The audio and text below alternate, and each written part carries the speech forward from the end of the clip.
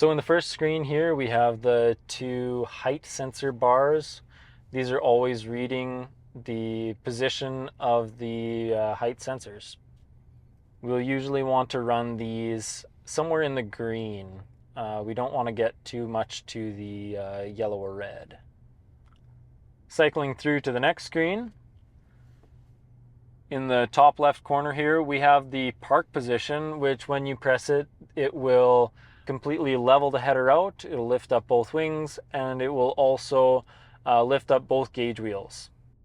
Here on the left, we have the buttons which fold down the wings and lift up the wings. On the bottom left, we have the side knives, activation and deactivation.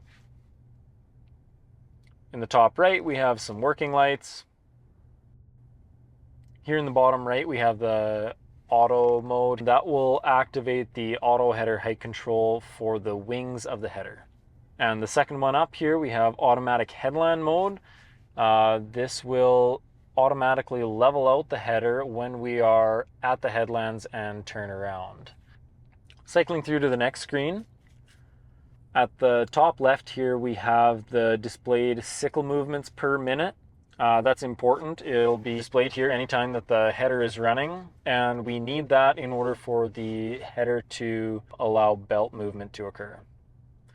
If for some reason there's a problem with that speed sensor, we can deactivate the speed sensor by holding the top left button and reactivate it in the same way. Here going down, we have the displayed oil temperature for the header. Down a little bit further, we have the hours on the header and the software version, in this case 3.2. So here we have the fan for the oil cooler. Right above, we have the direction of the fan. While you're going through the field and the cooler is running because the oil is warm, the fan will automatically turn forward and then backward at a certain interval. Going on to the next screen, here's the screen with all of our header height control sensor outputs. We can see the position that is displayed on these little bars. And we can also see in millivolts what the sensors are reading, and that displayed as a percentage.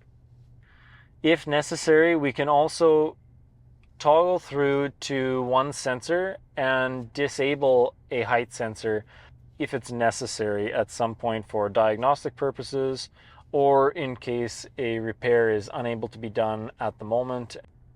Here on the bottom right, we can raise and lower the side gauge wheels.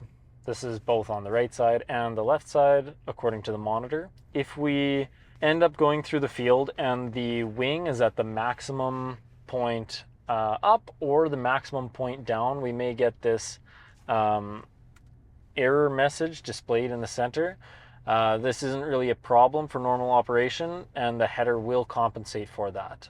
Here you can see when we adjust the belt speed from the cab, the side belt speed that is, we can see that the speed of the side belts speed up, slow down, and the center belt speed remains the same. On the top right of the monitor, also we can push this button to stop the belts completely.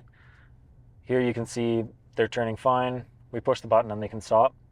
This might be helpful for someone that's in the field and it's just plugged. We can push this button and disable the belts, and then the combine can feed in whatever is at the center drum, but not allow more material coming in to cause a bigger blockage.